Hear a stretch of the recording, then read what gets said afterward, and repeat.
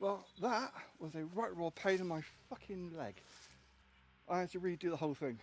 Not the hammock, the hammock was fine. But getting the power cord up for the rain sheet. It's meant to be pissing down tonight. And for some reason, this particular spot, the rain can circle. So I don't get too much. Plus, I've got holly trees to protect me. And of course,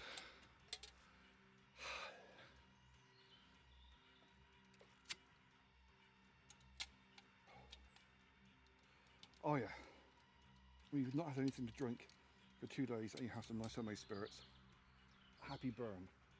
The only thing I forgot, really, was the lid for my bowl. Because you put the lid on and it keeps the heat in whilst it soaks up for the noodles. I mean, it's still okay, it's not quite as hot. It's spicy hot, it's just not temperature hot. So, yeah. Cheers.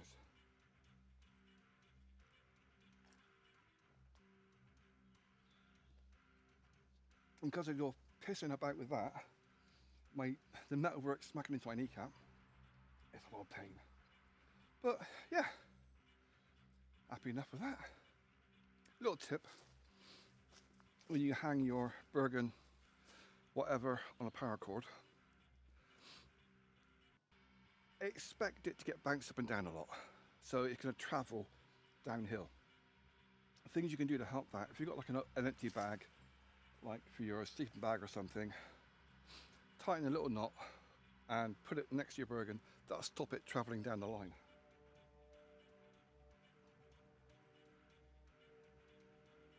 Oh, that's nice. It's a bit cold,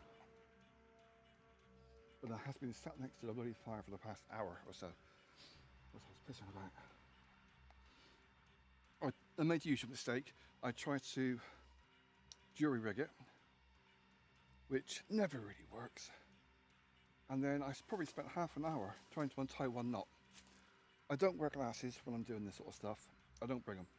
It's a psychological thing. I just do not want to wear glasses when I'm doing this kind of stuff. If I have to do that, or if I'm shooting, I've got to wear glasses, or riding a bike, I've got to wear glasses, that means I've got to stop. I shouldn't be doing it. So, in the end, I had to cut about 20 centimeters off the power cord because it was just, I couldn't untie it. It was just pulled too tight and everything else was pulling on it. And it's the only way to get it undone in the end.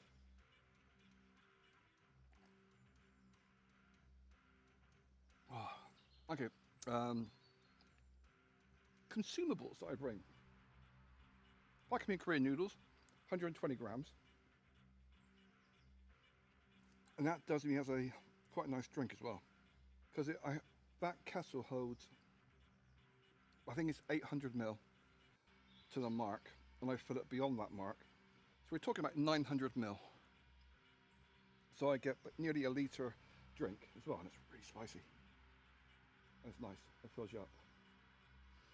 I bring 2.5 litres of water, so that gives me basically 900 ml for the food, 900 ml for coffee in the morning, say 1800, so that gives me 700 millilitres of water for drinking.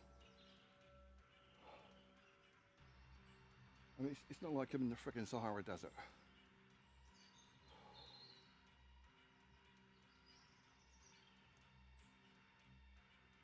And I got a packet of extra strong mints. I've got me little hip flask. Okay, I say little. I've never emptied it yet. I think it holds about 1/3 of a litre. I mean, I have a few nips, but the nip is only about 5 to 10 ml each nip, each little sip. It's not like I'm having a whole shot in one go. So probably about 10 ml per nip. So I'll probably get through 150 millilitres. The equivalent of 5 or 6 25 ml shots.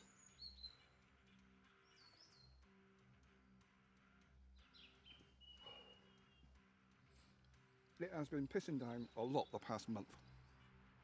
I mean, torrential. Very suspiciously torrential, considering we've had drought for the past 10 years. Interesting how that coincides with Britain helping out with the, anyway. But because I put some rocks on top of the fire pit, that stayed dry. There's a little bit of moisture in the bottom. Because of the rocks I put on there at an angle, all the twigs and stuff from a few weeks back that I couldn't get going because of the damp in the air, that went quite nicely. I got a nice little bundle of cardboard to get the fire going in the morning for coffee. Whoa. And yeah, fire's still ticking away.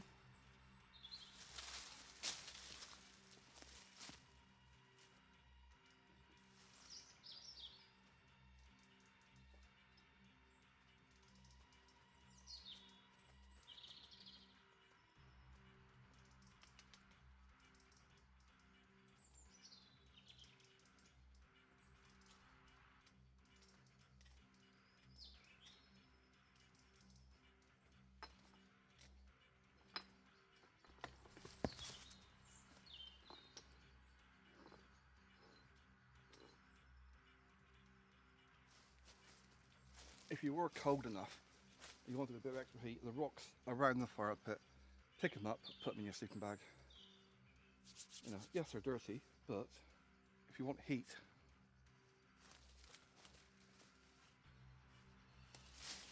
just make sure they're not too fucking hot, otherwise they'll end up melting your sleeping bag.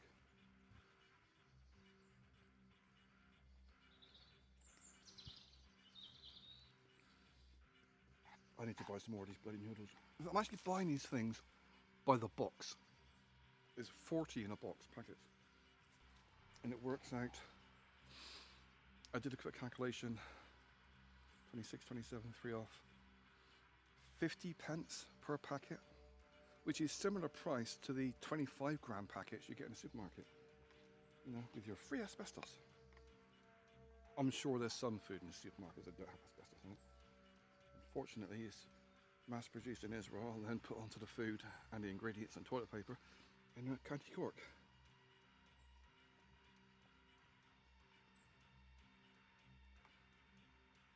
That's raining.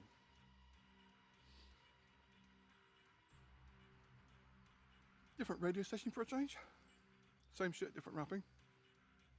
The hits, 1987. You know, I was around then. I was a teenager. 1987, I remember very well. That was basically the year I sort of left school and that kind of stuff. Poppy cherry. Kind of. Guys don't really know if they pop a cherry or not. You know, is it in? Ah, feels like it. How do you know? I don't know, I'm guessing. So, I never knew there was only one white singer in 1987. According to the radio, everyone else is black.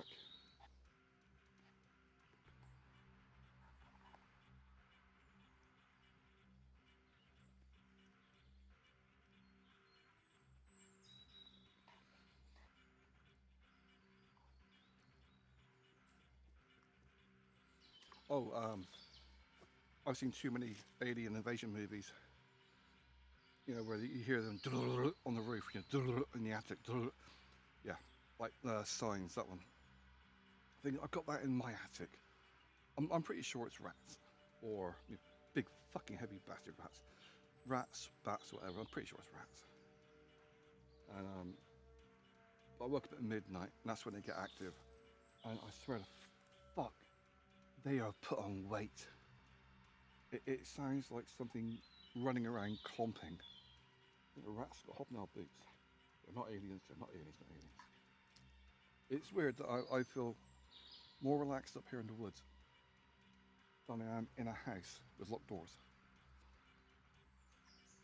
Of course, there's also less Wi-Fi up here.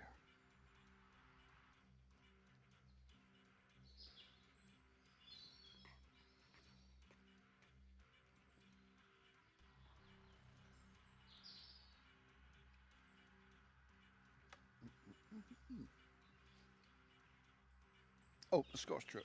Somebody asked me about it on Rumble. You see, the stuff on Rumble I post, it goes up before YouTube. Yeah, the Scottish trip, clients got in touch, they want to relocate. They want to skip the first usual things I do. I should sit down, shouldn't I? Fuck it, I'll sit down a bit. Normally what I would do with a relocation, they contact me, I They send me a lump sum. Sometimes it's a percentage of the end result, but they send me a lump sum, and worst case scenario, I'll get somebody in their area, normally ex-military or a biker, to go and pick them up and take them somewhere or put them on a train.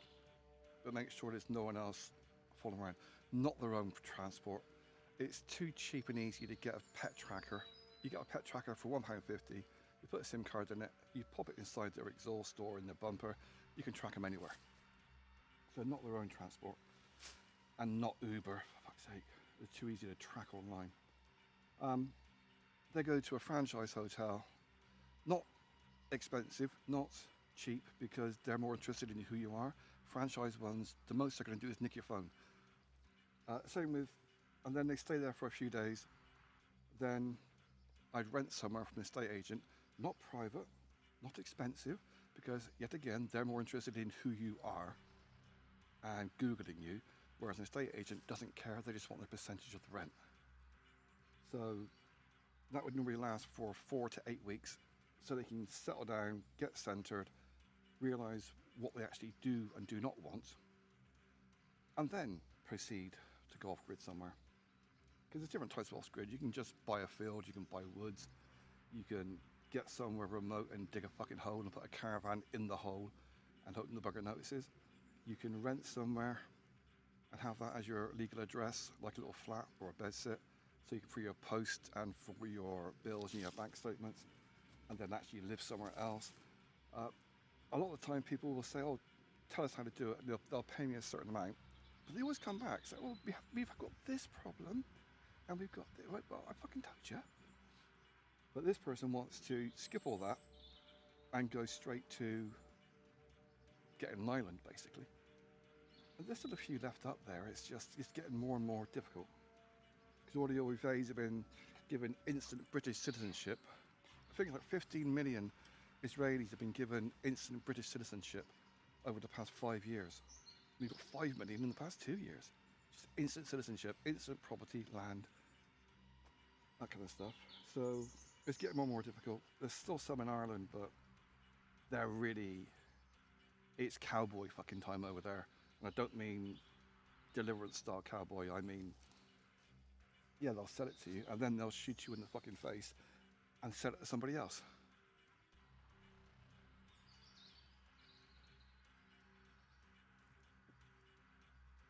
And they are nasty cunts. They're cowards, basically. They do things like, I did not know this until about 5 years after I bought the house over there, was that, see, my well, it's a hole in the ground, standard thing in Ireland. I think it's like 20 meters deep, a length and a half of the bungalow. I had to pipe out to check. And it looks all right. Now and again you get a bit of fur from if a rat falls down and drowns, whatever. But it wasn't until about 5 years later I was in the woods higher up the hill, and I saw they'd been basically dug out where the spring comes from, and they've been dumping nappies, car batteries, fridges, freezers, all this toxic waste in the spring, because the guy who owns the area around there basically wants it for himself. And that's, he works on a generational thing. He'll kill everyone off. It might take 20 years. I'm pretty sure it's the reason why my son had autism. Yeah. Still, I did get my satisfaction in the end.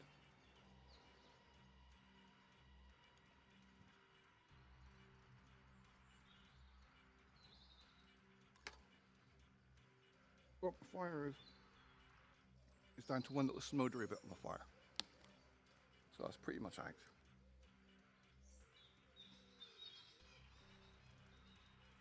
Noisy fucking birds down there.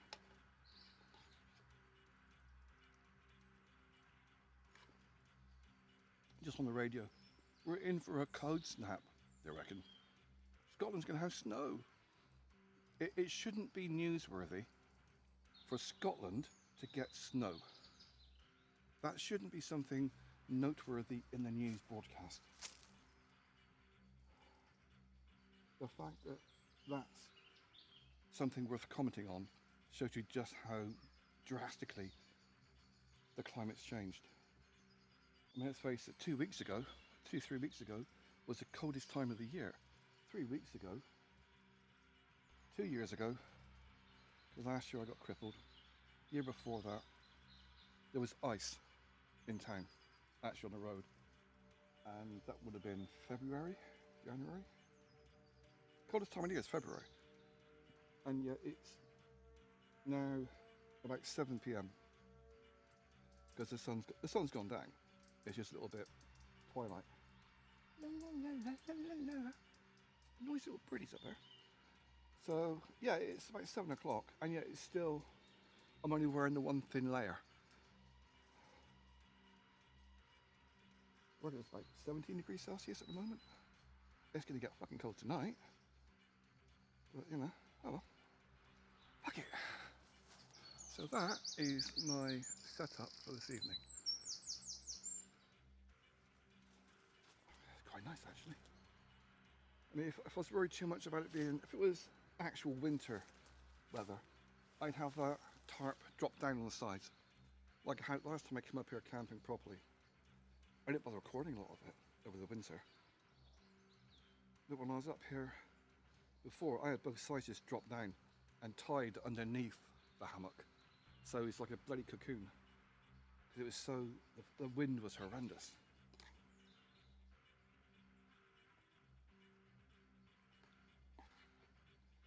Oh, Marjorie,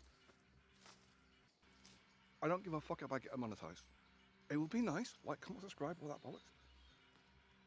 But I don't give a shit. If you have a look for Ash Offgrid, you'll see I've still got 8 profiles on YouTube, Instagram, Rumble. As soon as I get to 1,000, oh, there's a twig coming up. One little blow bit. If you cut the fire down, it puts it out so you get some nice charcoal in the morning before starting it. Yeah, as soon as I start getting attention online, that's when I stop using channels. I delete them.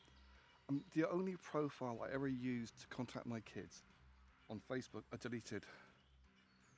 It should have finished deleting it by now. It takes a month to delete it. Because they give you, like, so we'll give you 4 weeks, and then we'll see if you still want to delete it. Well, fuck. Oh dear. So yeah, I was getting attention on that, so I deleted that one. It's the same with YouTube. As soon as I hit 1,000 subscribers, that's when I stop posting and I'll delete the majority of the content. And I think it's still 4 on YouTube of my stuff. And that's just the bloody awkward things. It's just what I do, I don't want that much attention. I don't mind giving a few hints and tips and stuff, you know, a few stories, but I don't want massive following. It's counterproductive. And it ends up being, oh, I'm making money, this is my income. Yeah, I'm not Brooke Marsden, poor kid. I do feel sorry for her. The only reason I actually know her name is because someone online asked me to research her because they wanted to emulate her content back when she had content. Now she's just doing soft porn. But it's a shame really, because you can really tell that she's either really fucked up on drugs or she just massive manic depressive. She looks like she's not left the bedroom in over a year. You know, I don't subscribe, I don't follow people's channels, anyone's. But now and again it'll pop up on the feed, and that's quite sad. Kid really needs a manager or someone to give her advice, not her mother, evil creature that she is.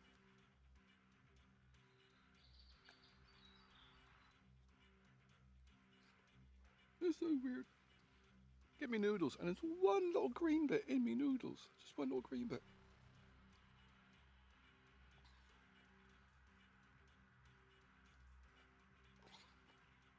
The thing about not having many teeth, it takes you fucking ages to eat anything. That's what she said.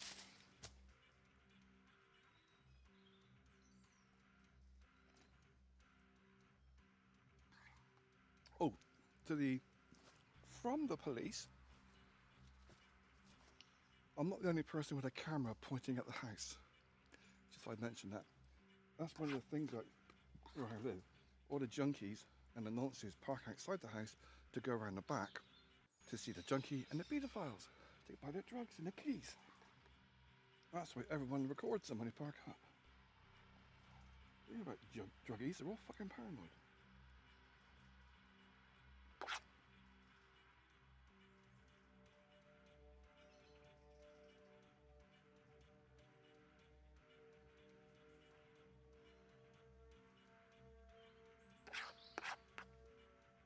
Next time, bring lid.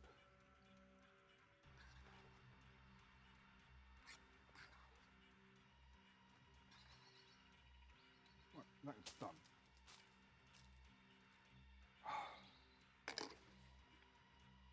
Look at the paint up here, look, sheep shit. Oh, sorry for getting you Welshmen all aroused. Right. Now, dry on there for that. Then, I'm not sure if that silicone bowl is actually heat resistant, whether it's flame proof, like the other stuff. It should be, because it's a silica based thingy. So, yeah. Few pickies on my little setup. You don't want to go and crash in there just in time. You don't want to piss.